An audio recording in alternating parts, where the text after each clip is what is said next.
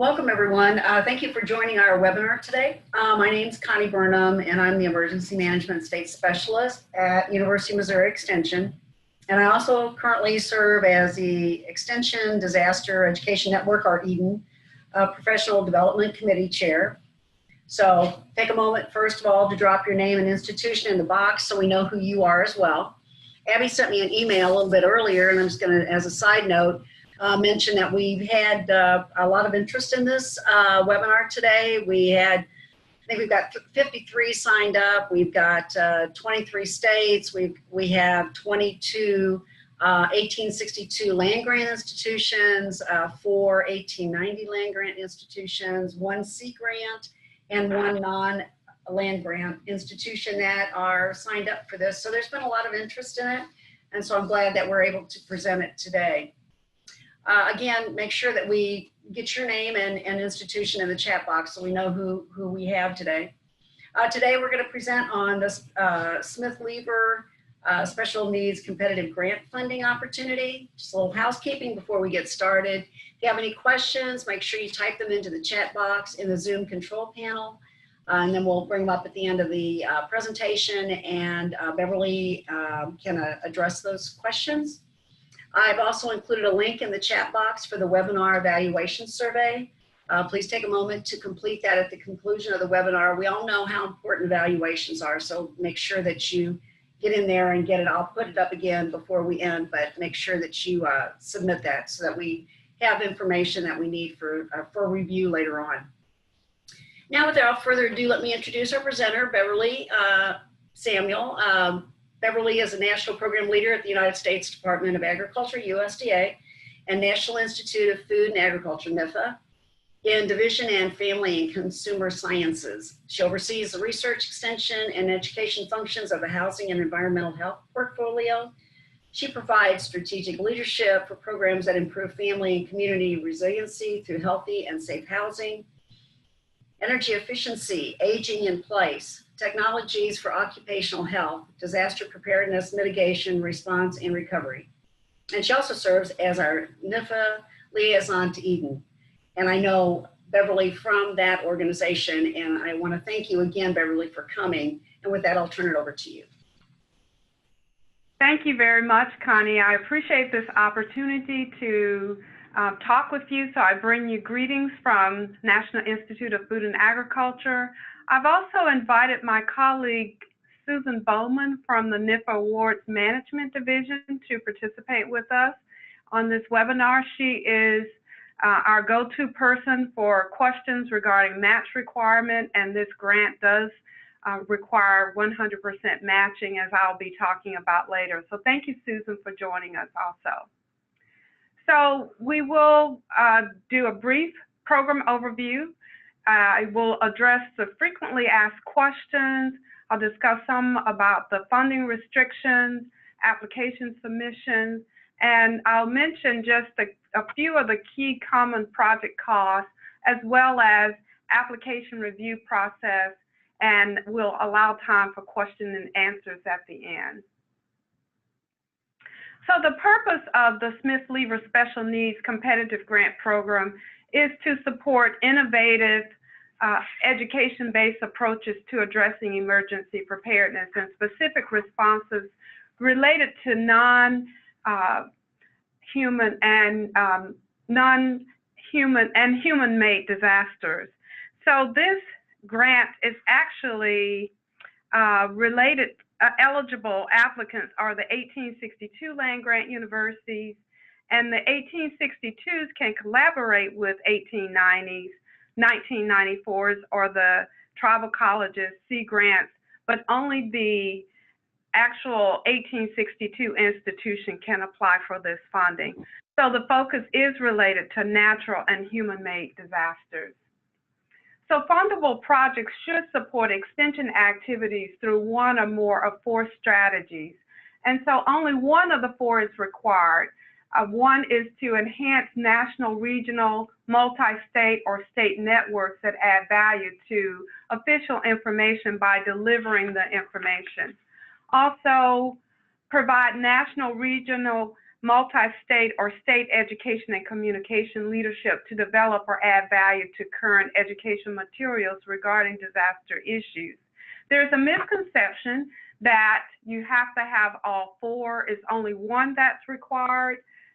You can also look at how to improve national, regional, multi-state, or state stakeholders partnerships, as well as deliver extension education to affected citizens and communities in one or more states to decrease the impact of declared disasters that occurred no more than 12 months prior to the application.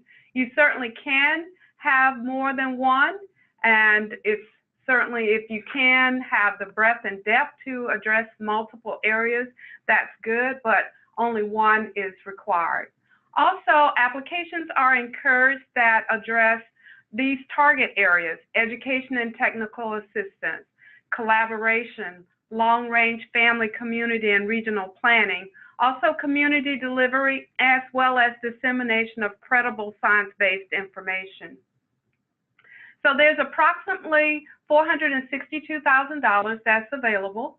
There is no commitment by NIFA to fund any particular number of projects or any particular project. So we encourage you to be able to think open-mindedly and submit your applications for funding.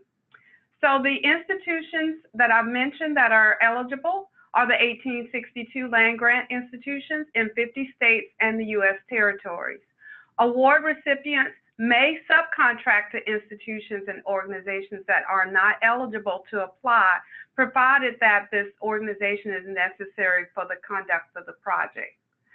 So there are a lot of frequently asked questions that I'd like to just talk a little bit about, so that if you've had the same question in your mind, we can clarify. So one of the questions is, what is the special need requirement? This grant does not relate to any type of special needs regarding disability. This program got its name from when the need arose after the Gulf oil spill, and NIFA provided funds to address a specific need. What are the match requirements? Well, 100% match requirement must come from the applicant institution. Even if you collaborate with multiple other institutions, 100% of the money has to come from your institution. Also, the match must come from non-federal dollars. This can include actual dollar support from state and local sources of applicant institutions, and I'll also discuss a few minutes later some of the other ways you can come up with this match. NIFA no longer requires written verification of the commitment of matching support. However, the institution is still subject to documentation, valuing, and reporting requirements. So the RFA still says on page 18 that you have to have a matched letter, but this is not required this year. So please note that your institution will still need to maintain documentation showing that you have the 100% match in case there is an audit. What are examples of match? You can have a match from cash matching. This means the recipient cash outlays from non-federal funding. Some institutions use salary as a cash match. University policy will determine whether this is a cash match or an in-kind. So what is an in-kind? In-kind donations are non-cash donations of goods or services that can be given a value and used in achieving your program objectives. Expenses incurred by your institution to meet your project goals and objectives that are not part of your federal share may be considered a match. And I've listed also some examples: salaries from staff time, and also you see that was listed under cash match, but your institution might determine that it's in kind. It can also include your graduate students' staff time, travel expenses for the project staff, also use of facilities, use of donation of equipment, supplies, and other non-expendable property. If you have actually going to use your use of facilities or as equipment as in kind, is only if the university system normally doesn't require a fee and that fee is waived. If you use printing for publications for the public and your institution doesn't necessarily or charge for printing, then that would be in kind also. If you charge for those fees, then you could not use that as in kind. And so these are some examples of match. Here are some examples of matching do's and don'ts.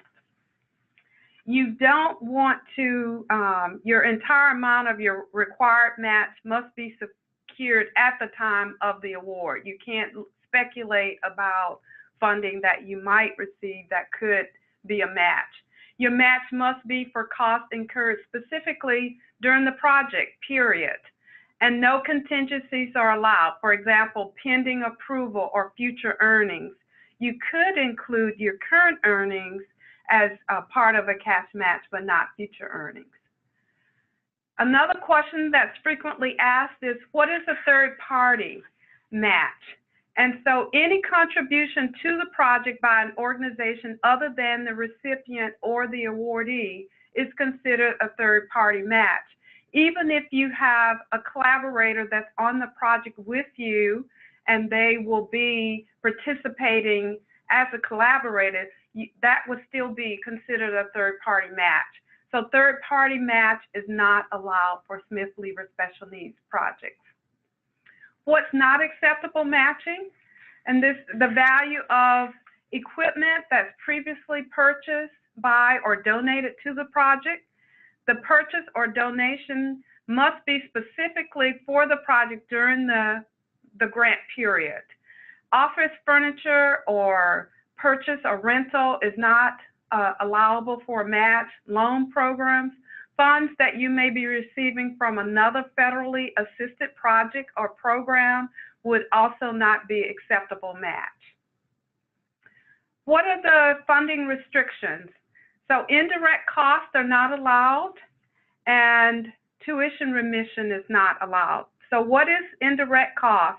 This is a cost or expense that's not directly traceable to a department, product, or activity, and usually as a result, it's not allocated to a department. And so indirect costs are not allowed under this program. Examples of indirect costs are accounting and legal expenses, administrative, like office expenses, your rent. Also, no tuition is allowed. Funds that cannot be used also for renovation or refurbishment of education or extension space, purchase or installation of fixed equipment, planning, repair, rehabilitation, acquisition, or construction of buildings or facilities. Any expense not directly related to the project also cannot be used.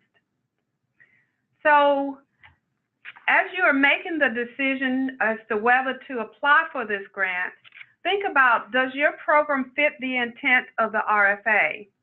Are you eligible to apply as a lead institution? If you're not an 1862 institution, you're not eligible to apply as the lead institution. Have you identified your project partners? If you're not eligible to apply as a lead institution, think about who you could partner with within your state or region. And so that partnership would have to be formed with the 1862 institution. And who is doing what and where through the Smith-Lever Special Needs Grant? I'm going to just take you to our current research information systems page so that you can see how you can actually see the projects that have been funded recently under the Smith-Lever Special Needs Project. Going to this link will help you in that you will be able to see the project's the abstract from the project that will include the objectives, the non-technical summary, as well as be able to glean some of the examples of the types of projects that have been funded in the past. Looks like we're having a little bit of a difficulty with downloading that. So I'll just say that this link is here. I did test it, and it does work. So you could actually access this. I'll be sharing the slides as well as they will be available as a recorded document that you can actually go to this link later. So the types of applications that are accepted are new applications. These are for projects that have not been previously submitted to the Smith-Lever Special Needs Competitive Grant Program. Also, we also do accept resubmitted applications. This is an application that has been submitted previously and it's been rejected by the panel, but you can receive the project director receives the panel comments and reviews, and you can incorporate the information there to resubmit your application, and you would follow the same guidelines as in the current RFA and by the same deadline application as well. We have standard grants, planning grants, and a conference or training workshop, which is new in FY19. The standard grant, I've mentioned that you should be focusing on the 5 foci areas related to education and technical assistance, collaboration, long-range planning, projects, community or communication delivery, and dissemination of credible science-based information. And this is in the RFA on page 8 and 9. These projects historically have ranged up to 225,000. We haven't set a limit on how much, but of course the total pot of money is 462,000. We have an average applicants around 70 to 80,000 for these grants, but there is no minimal for a standard, or we haven't set a maximum. So last year, the awards ranged from 26,000 to 155,000. The planning grant, the maximum for this is for 1-year duration. This can include appropriate amount of transportation and subsistence costs for participants that might come to a planning meeting. The planning awards cannot exceed $15,000. And they're not renewable, so they're only for 1 year. The conference or training workshop, which we've included new for this year, the conference grant can support a meeting that will bring together scientists to address a critical issue and update information to advance disaster preparedness, mitigation, response, and recovery. So individual grants, conference grants can be awarded up to $50,000. And these are also not renewable beyond the 1 year. If you decide to apply, I encourage you to register with grants.gov. You need to do this as soon as possible. This process can take 2 weeks to complete, so do it early so that you are ready when you get ready to apply for your grant. You will also make sure that you have the necessary computer essentials. You'll need Adobe Acrobat, because only PDF or portable document format is acceptable. You'll also need a high-speed connection. There is this is a hyperlink to everything you wanted to know about grants.gov. It can be very daunting if this is your first time applying for a federal grant. So this walks you through step-by-step of what you need to know to apply for a federal grant. So the first thing you want to do is download the application package. You can go to this link on the NIFA funding opportunity page. This page is also where you can access the formally awarded projects from Smith-Lever, or you can go directly to the application package on grants.gov. Ultimately, the NIFA funding opportunity page leads you to the grants.gov page anyway. So you will be submitting electronically through grants.gov, and so all attachments must be submitted in PDF.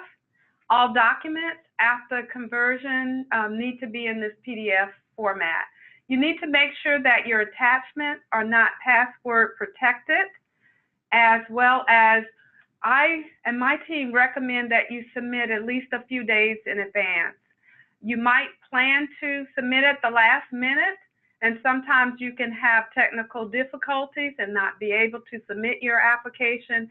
So I just suggest plan to submit a few days in advance. So if you have a problem, you have time to have it rectified. Any application that's submitted after the 5 p.m. Eastern Time deadline is rejected. So if you have technical difficulty as you're trying to submit your grant, you can call this 800 number that's listed. You can email and the support@grants.gov, and you will get a case number if you're having submission problems, and you'll want to keep that case number in case it's needed in the future. One year we actually had difficulty with our grantees after they had submitted their awards, and we tried to pull them into our system at NIFA, and for some reason we weren't able to, and we had to request that all of the applicants resubmit. So I just suggest that you keep a record of everything so you have it together. So the deadline is May 28th, 2019. Just want to reiterate that for you. So just to give you a few tips in the application process, when you're doing your project summary, it's crucial because it's what grabs the reviewers. It gives the essence of your proposal. So you will also be including in your project narrative, which is outlined on pages 14 and 15 of the RFA, your introduction, your objectives, methods, your project performance assessment. So this includes your logic model and evaluation. And also we have included within the RFA where you can go for additional information about preparing a logic model. So the logic model is a required part of this RFA. You will also have your project management plan and also describe any partners. We ask you not to exceed 10 pages. If you have figures and tables that you can include with your RFA, then your maximum number is 15. Your bibliography or your reference pages are not included in that. We ask you not to go over these page limits. Anything that you put beyond these page limits will not be reviewed. So it's a waste of your time. So I just encourage you to stay within the guidelines. Also, you will be identifying your senior key personnel within your RFA in your grant proposal. You will also be completing the current and pending support form. And I'm saying here that it cannot exceed 100%. For example, if you're on a grant proposal for 55% on one, you can't put down 55% on this one because it's going to exceed your 100%. And typically people will have like 4%, 6%. Some people have a lot of grant projects. Well, our staff adds up your percentage, and oftentimes we do have to send back the current and pending support form because people have outlined more than 100%. Also, we will need your conflict of interest forms. These are essential because if there is a conflict of interest, say for example, you might have attended a university that is submitting a grant proposal. Well, we won't assign you to review on that. Or if your own institution, someone from your state is submitting a grant proposal, then you're not assigned to work with that. Any collaborators that you have on various projects, we want to know about those as well so we can determine if you have a conflict of interest. And also, letters of commitment should state readiness to collaborate on the project. We don't want letters of support. We want basically that you've got a commitment for collaboration. Some other common project costs that you can include would be your salary and wages for project personnel. If you are going to be putting any portion of your staff on your grant application. If you're not, then you don't have to worry about that. If you are, you want to provide the annual or hourly rate of pay, their time. If you have a project director, that information would need to be disclosed on there for that individual. Salary rate should be the normal rate of pay for anyone that will be paid for this grant also. So we will, our awards management division will actually look in more detail at this information, and sometimes additional information is required. So I want to clarify, if you're putting someone on the grant for salary and wages, then you'll need to provide their annual or hourly rate of pay. If you are putting someone on your grant for salary and wages, let's just say you're using them for match dollars, then you will also need to provide that information for that individual as well. Some common other project costs might be your materials or supplies. You will want to provide a list of materials or supplies that you expect to be purchased and the estimated cost for the items. Also, if you are going to have travel incurred as part of this grant, and there will be, at least for the project directors meeting, but other known travel, you'll need to indicate the number of trips, the number of travelers, and the cost per trip, the estimated cost per trip. Additionally, please include funding for a 2-day project meeting at the NIFA headquarters. Currently, we're in Washington, D.C., but we may be relocating. But just put 2 days trip for the NIFA headquarters. I have indicated the tentative dates for this will be March 18th and 19th, or March 19th or 2020. So if you are applying for this grant, please go ahead and hold those dates for us. Also, in the pre-acceptance review stage, check your package for errors before you submit using the screening tools in grants.gov.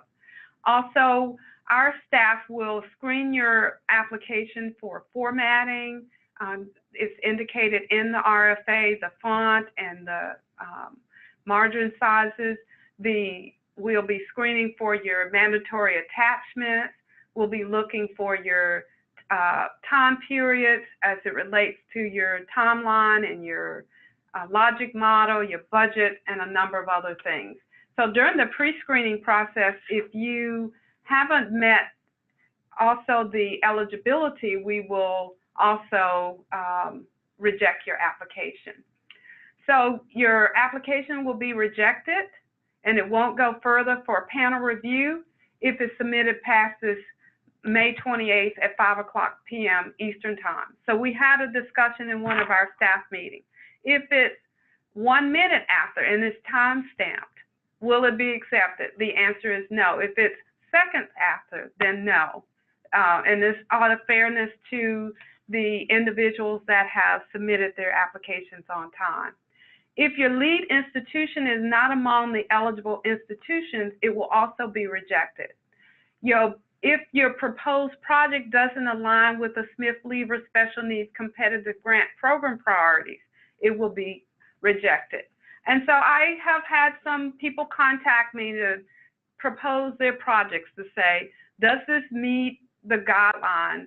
And I can't say definitively yes or no, because you haven't outlined your whole proposal and concept, and the panel will actually, we will have an external panel that will actually look at your proposal to make that determination.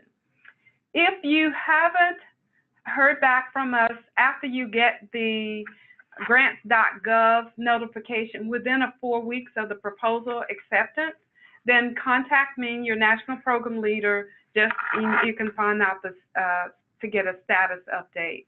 Also, if your email changes or your contact information changes after you've submitted your grant, please let us know, because we will be following up to contact you with information following the panel.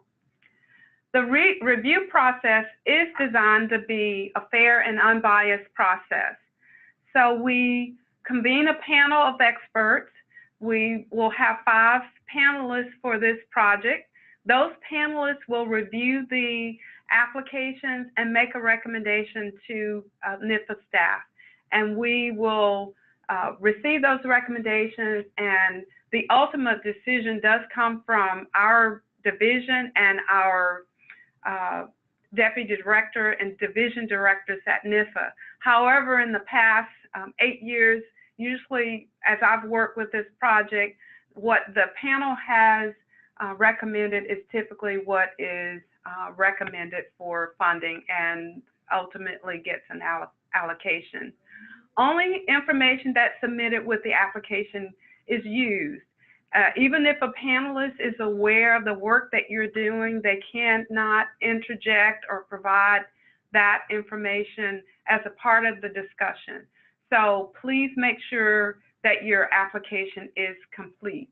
I also had someone previously, they omitted something from their application and contacted me a couple of days later to say, may I submit this information? And unfortunately, the answer was no, I could not accept additional information. The only time we accept additional information is if our staff comes back and asks for clarification, or the panelists recommend additional information is needed in order to make a recommendation for your award. So the last thing I want to mention is letters of support. They're not the same as letters of commitment. So the letters that we're asking for are letters of commitment, meaning that the organization is ready to collaborate or work with you on this project. With the Eden letters that we are suggesting within the RFA, we are asking, Eden representatives to say yes or no as to whether they see a value to this product. And so that might be a letter of support rather than a letter of commitment. All other letters should be letters of commitment. The review process, it is confidential. The proposal content and identity of the applicant is kept confidential. We will announce typically at a later point when the awards have been released, who the applicants are that received awards, but the content of their proposals is kept confidential. The reviewers are kept confidential, and also the reviews that are done, they're only shared with the project director. If the project director has other people on the team that they want to share it with, then they can do that. The evaluation criteria, they're listed in the proposal in quite detail and described, but their potential for advancing education about disasters, the significance of the project or the problem, also the proposed approach or your cooperative linkages that you have, your institutional capability and capacity. We're looking at whether you have the ability to carry out the work that you're doing. We will look at your key personnel also to see, what are their capabilities. So their vitas or curriculum vitas or resumes are requested. We'll also look at your budget and whether your project is considered cost effective. So these evaluation criteria are outlined in detail on page 21 of the RFA. These are some of the common proposal criticisms: forms missing or not in PDF, poorly written and presented, too vague and unfocused, target audience not identified in the proposal, unclear about how your target audience will be reached. Also, partners identified, but not their commitment is secured. You need to have that ahead of time. Also, the main staff may lack experience to actually execute this project. Insufficient understanding of the grant opportunity is another proposal criticism. And sometimes just unrealistic time frame to complete the project. Weak management plan, and the budget may not align with the project deliverables. A successful proposal is usually well written, is succinct and logical. It has all the information requested. You address the target audience, and you have thought about your outcome pieces as it relates to evaluation. You've included a strong management plan, and your partner roles are not only identified, but you're saying what you will do and what your partners will do.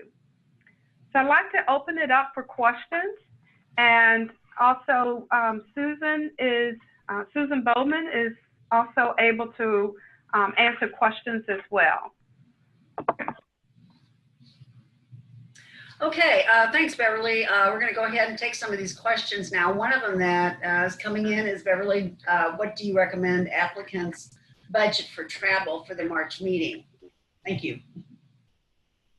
Well, typically when I'm traveling to other locations around the country, my travel for 2 days is $1,200 to $1,500 coming from the Washington, D.C. area.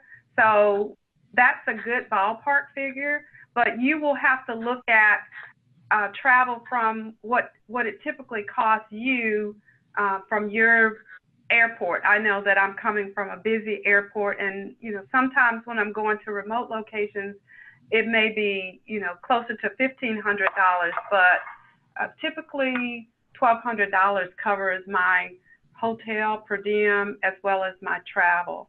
So it's really difficult this year because we don't know if we're going to be in Washington, D.C., but you might want to estimate a little bit higher because you would be able to utilize the money in another area if you didn't need it for the transportation costs later.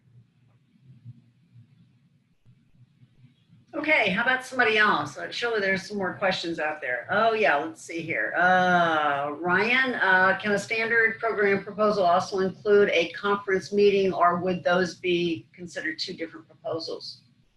It could be two separate proposals that the institution submits separately, or it could be combined into one.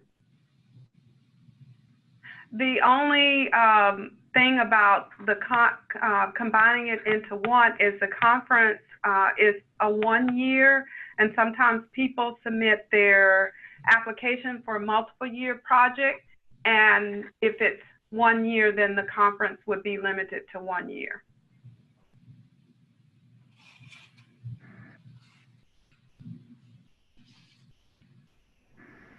How about someone else? Another question?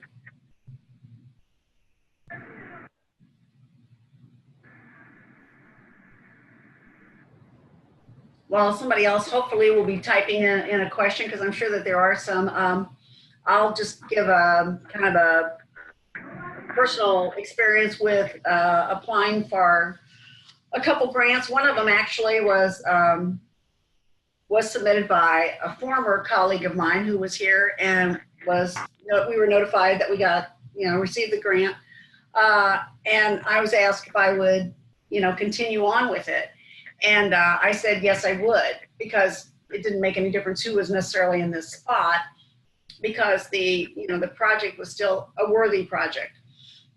So you might even find yourself into that kind of situation. And if you do, yes, there is some paperwork, as I remember, but, a change that has to be authorized by the NIFA office and all that. But I mean, it's something that can be done. The next time I applied for it myself, and so I got to really write the proposal, understand what it was all about. So sometimes, it kind of looks daunting at the very beginning, but if you just will, and instead of getting really wordy, and continually hammering away, if you're pretty succinct in what you write, then 10 pages should take care of what you need to submit to them, unless again there are other information that you need, tables and things like that can be included. So anyway, so I encourage people to go. I mean, many times the money is not all allocated because people don't submit proposals. Okay, got another question. Would a natural disaster of an invasive insect be considered under this program?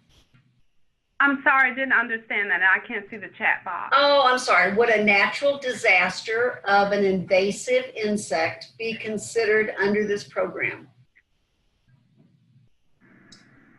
A natural disaster from an invasive insect? Right, right. So that would be, that could be considered. We have had even other projects that related to like avian influenza that was a natural disaster from poultry. So it's not just, you know, floods and wildfire and other disasters. So it could be considered as well. That's good. We also, I have Susan Bowman on, and I always get these questions about match. So I want you to put those match questions out there now too.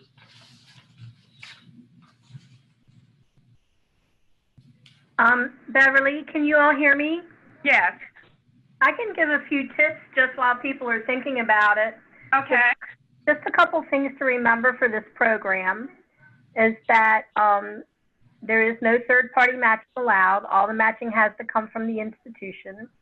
And a lot of folks think that if they have a subaward that's also eligible, that that's more of a partner and that they should be able to provide match, but that's not the case. It has to go to the recipient organization that is applying for the award. So they're the ones that have to provide the match. The other thing to remember is that you cannot get indirect cost on Smith-Lever funds, and that's what this program is funded from, Smith-Lever funds. And anything that you're putting on your project that's normally allowable for federal funds, and it's as long as it's related to the project, would be allowable for your matching funds. But it has to be allowable on federal in order to be allowable on the match. So you can't come up with, like, you can't buy furniture and stuff with the federal funds, but maybe I'll use my match to do that. That wouldn't be the case. It has to be allowable for federal in order to be allowable for match. Thank you, Susan. Are there any other questions? Let's see here. Okay, yes, there's one here. Did you say no sub-awards, or did you mean sub-award recipients don't match? Right, you can have sub-awards, but they cannot provide matching. They would have to be paid from the federal dollars. Mm-hmm. Okay. Let's see, another one. Oh, that was just a thank you from Dan. Okay. Anyone else?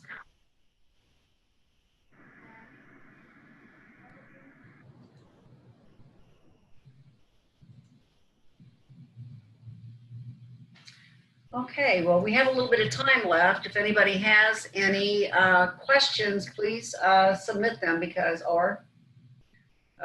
or submit them so that we can get those answered, because they're, you know, if you've never applied for one of these before, you might have a lot of questions and you're just feeling like you shouldn't ask the question, but please do, because this is really an important time for you to be able to get some answers on those.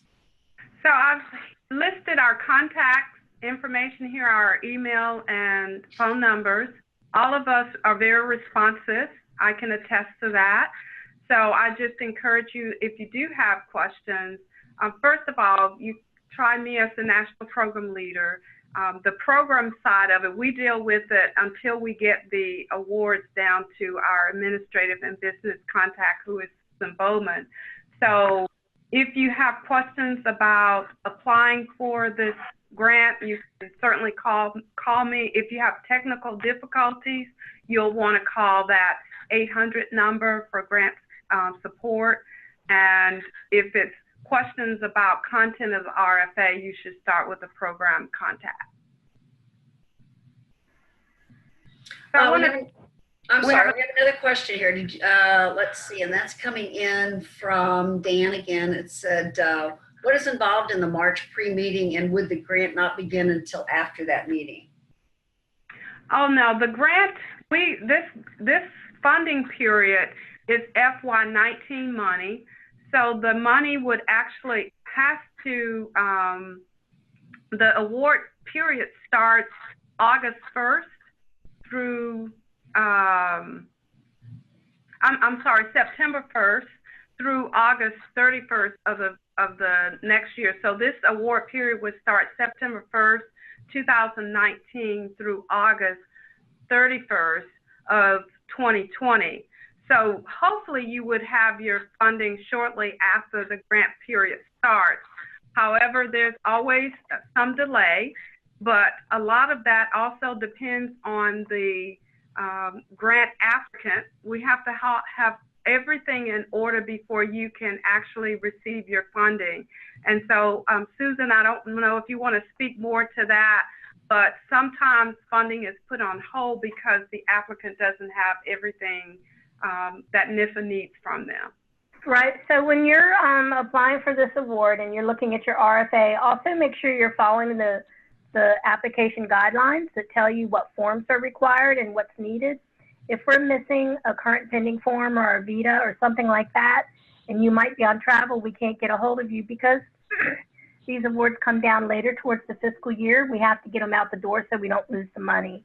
And so a lot of times we'll put your funds on hold until we can get those information from you. But the better you follow the instructions and the application guidelines and make sure you send in the entire complete package, the better chance we'll have of not having to withhold your funds.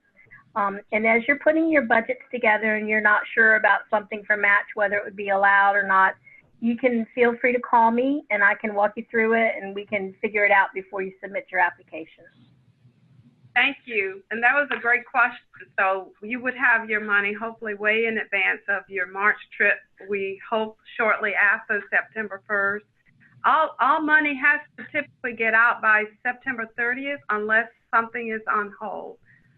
So, but I've been told from some grantees that for some reason they did not receive funding, and some have gotten their money as late as December, January, February this year because of various things that happen and also the furlough. So, and I think a lot of people think when they get that award notification that their funds are automatically available.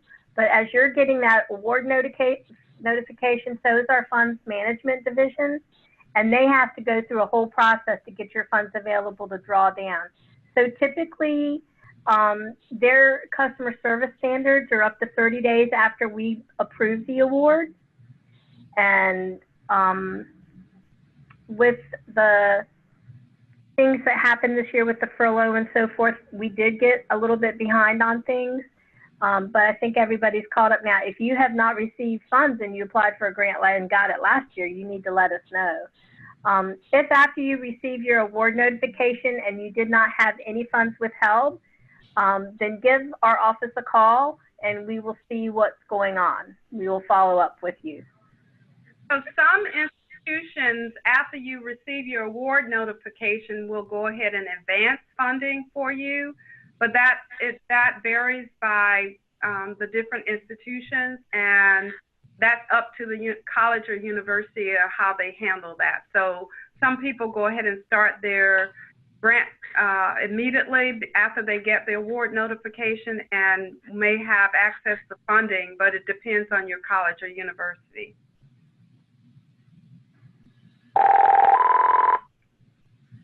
We also have another question coming in. Are no-cost extensions possible, especially if funding is delayed?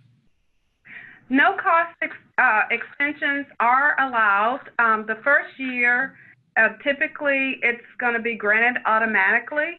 If the institution has to submit the required documents to the award management division, after the second year, typically it would have to come to me as the national program leader to review the reasons and to look at the progress to determine if a no-cost time extension is to be granted.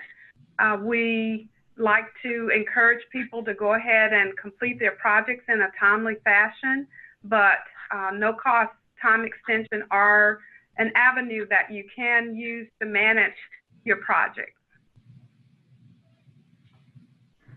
Yeah, so typically if you get a second no-cost extension, you have to outline the extenuating circumstances as to why you need it and why you couldn't complete the project in the time that you had.